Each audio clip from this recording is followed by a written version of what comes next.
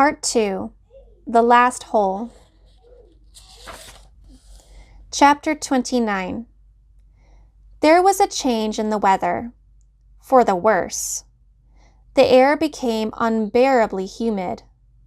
Stanley was drenched in sweat. Beads of moisture ran down the handle of his shovel. It was almost as if the temperature had gotten so hot that the air itself was sweating. A loud boom of thunder echoed across the empty lake. A storm was way off to the west, beyond the mountains.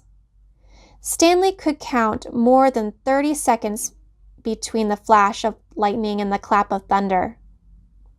That was how far away the storm was.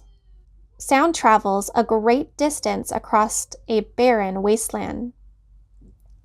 Usually Stanley couldn't see the mountains at this time of day. The only time they were visible was just at sunup, before the air became hazy.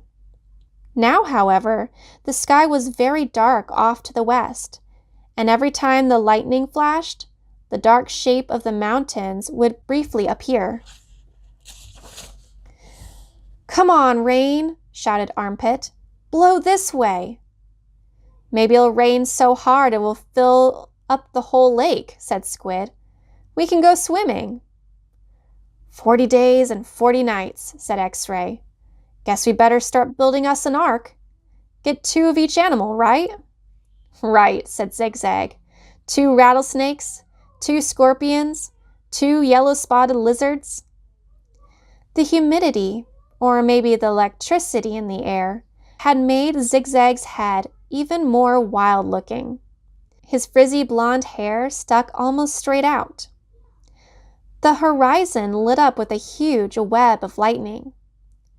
In that split second, Stanley thought he saw an unusual rock formation on top of one of the mountain peaks. The peak looked to him exactly like a giant fist, with the thumb sticking straight up. Then it was gone, and Stanley wasn't sure whether he'd seen it or not. "I found refuge on God's thumb." That was what his great-grandfather had supposedly said after Cape Barlow had robbed him and left him stranded in the desert. No one ever knew what he meant by that. He was delirious when he said it. But how could he live for 3 weeks without food or water? Stanley had asked his father. "I don't know. I wasn't there," replied his father. "I wasn't born yet. My father wasn't born yet. My grandmother, your great-grandmother, was a nurse in the hospital where they had treated him. He'd always talked about how she'd dab his forehead with a cool, wet cloth. He said that's why he fell in love with her. He thought she was an angel."